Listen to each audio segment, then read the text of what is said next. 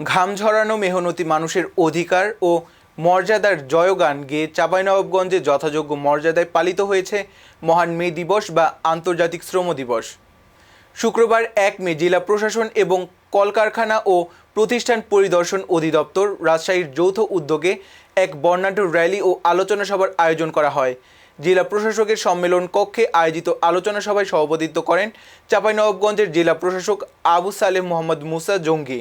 এতে আরও উপস্থিত ছিলেন রাজশাহী কলকারখানা ও প্রতিষ্ঠান পরিদর্শন অধিদপ্তরের উপমহাপরিদর্শক জাহাঙ্গীর আলম, অতিরিক্ত police super ASM Wasim Firoz, বিশিষ্ট ব্যবসায়ী আকবর আলী, ট্রাক শ্রমিক ইউনিয়ন সভাপতি সাইদুর রহমান, হোটেল শ্রমিক কল্যাণ ইউনিয়নের সাধারণ সম্পাদক দেলোয়ার হোসেন সবুজ সহ আরও অনেকে।